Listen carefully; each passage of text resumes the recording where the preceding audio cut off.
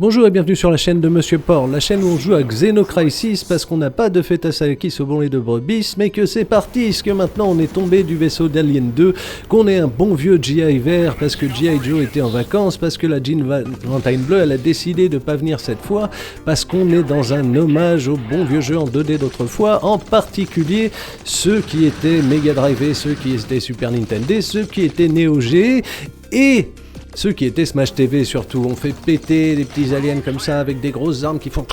On a des gros boss qui font peur, qui nous rappellent The Thing, et on a que des influences de ouf, mais bien mélangées, qui nous donnent envie de tout défourailler. Et forcément, avec un arsenal pareil, on va pas se laisser faire contre cette merveille de la nature, si on peut l'appeler comme ça. Une araignée ou pas, je ne sais pas, elle a explosé en tout cas, et moi, ça me détend des fois, surtout quand on me donne un petit rang qui me fait plaisir, comme un rang S, et que ça fait toujours plaisir d'avoir un rang S, parce qu'on se dit que c'est mieux que A, B ou C, ou tout le reste, et qu'on continue. Maintenant, on est dans un espèce de labo où il y a des aliens encore plus vénères qui décident de nous tirer dessus encore plus fort, que ça rigole encore moins, mais qu'on a un lance-flamme pour leur faire manger leur mort, que c'est comme ça qu'on ramasse les doctacs, que c'est comme ça qu'on se débarrasse des infestés, que c'est comme ça qu'on continue de progresser de pièce en pièce en ramassant des petits guns. On en a en liesse qui sont très amusants forcément, comme ce petit rocket launcher qui ne rigole pas du tout quand il va défourailler, quand il va envoyer du pâté, quand il va nous sortir de ces petits emmerdés. Alors qu'on a la vipère d'Amor qui est là,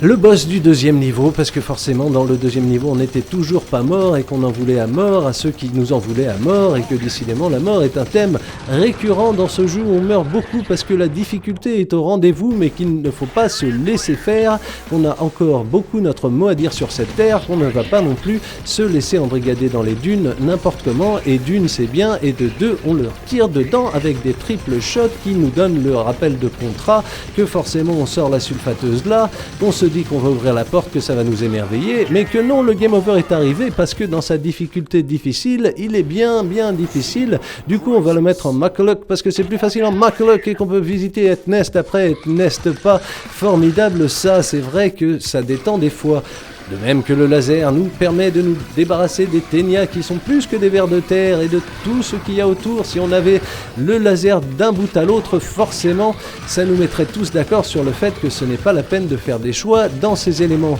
Alors que revoilà le lance-roquette qui nous permet de faire un petit xénocide, parce que quand même, à la place d'un homicide ou d'un génocide, un petit xénocide est vachement plus toléré, vachement plus acceptable, vachement plus. Je tire sur le gros poulpe Cthulhu, que cette fois-ci on se cache pas de l'inspiration, que ça fait du bien d'avoir un gros qui est au rendez-vous, qu'on lui tape dedans dès le matin et qu'on se dit qu'on est déjà dans la forêt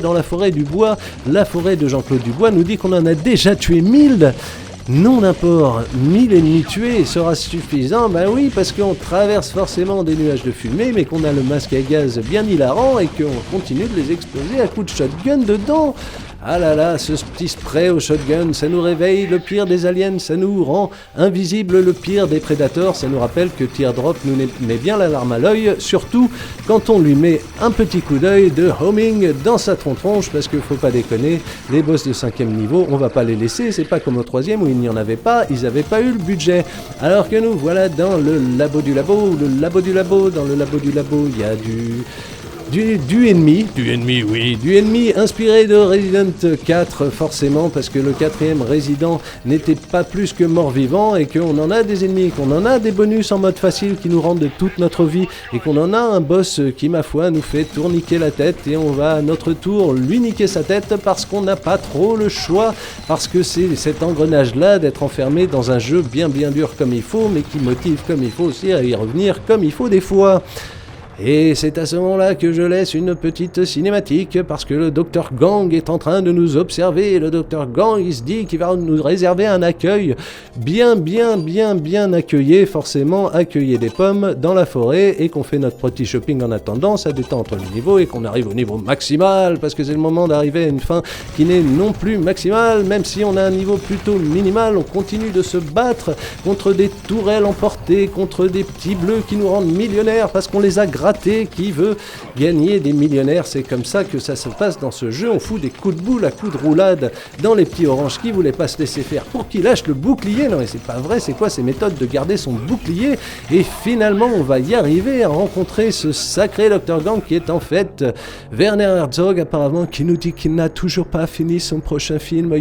et qu'il aurait besoin d'acteurs comme nous pour pouvoir y participer, mais que malheureusement il nous avait donné un élixir qui nous a transformé l'ADN et qui va déjà nous tuer parce que c'est un jeu qu'on a le droit de finir seulement un CC pour pouvoir affronter le boss finalé. Est-ce juste? Ne laisse pas, je vous laisserai juge de ça. En tout cas, je peux vous dire que même si le Game Over forcément nous fait crier non, ce jeu nous fait crier oui, et que merci de m'avoir écouté, à bientôt aussi.